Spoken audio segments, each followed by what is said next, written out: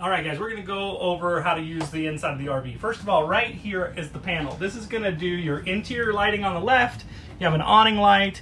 You have the awning extend and retract button, and you also have the slide out. Just make sure when you're sending the slide out that nobody's in the way. You make sure there's no trees or vehicles or anything over there. Also, when you close the slide out, make sure there's no debris above the slide out, like a tree branch that had fallen in, because you don't want to sandwich it on anything. Here's the entertainment system. There's a radio here, there's a couple USB outlets, and then you have the TV. This is great. Just remember, anytime you're using major appliances, you do need the generator running to power them or be plugged in at the park. This is a great bedroom, and in the bedroom there is some electrical outlets, USB chargers on each side. This is a great area. You can close off these doors if you want to. We're going to come back into the living room and go over a few other features. One of the best features of this RV is there is lots of sleeping areas. This couch right here converts into another sleeping area, and to do that it's super simple. You just remove the back couches, cushions like this. Just going to show you how to do it so you know how. And this is what they call a tri-fold sofa. So you're just going to lift up, it's going to fold out. There are a couple legs right here. You'll pull them out and they go horizontally here. Same thing here. Let me just show you. You'll do the same thing on this side, and then you just gently set it down, and then at the very end, and you can adjust those legs so it's more level, and then at the very end you reach back here and you just fold this portion down, and now you have a very large sleeping area. This can accommodate 2 people and an adult very easily, comfortably. And then just to close it, you just lift this one up again, put it out of the way. You're going to kind of lift this up and it kind of sandwiches in. I recommend lifting it straight first so you can close these arms. Get them all closed up. And then it literally just bends in half, so just be careful, don't get anything pinched in there, any fingers or anything, and then just drop it right down. Take your cushions, those are going to go right back on. It's that easy. It's really nice and convenient, and you're done. Same thing in this bed and this couch. It also converts into another bed. To do that, you're just going to remove the table legs. You're going to drop this table down, and they sit right here on each side, just the table, and then you'll use the back cushions as part of the bed system. You just put those cushions on top of the dinette after you drop it down. You have a lot of appliances in here. This is great. You have a microwave oven. You have stovetop burners. You also have a fridge here. This works on gas or electric.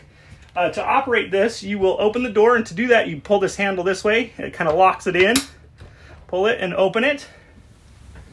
You have 2 buttons here. You have a on, off, and you have a gas mode.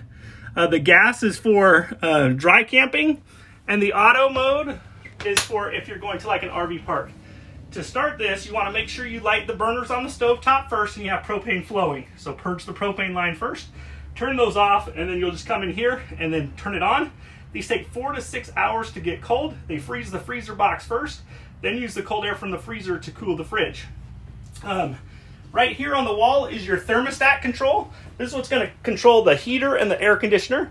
Just remember, the air conditioner, you must be plugged in once again with power to operate. You need, or be running a generator, either way. Hopefully you never need it, but there's an electrical panel right here. This is kind of like at your house, you have a breaker box at your house.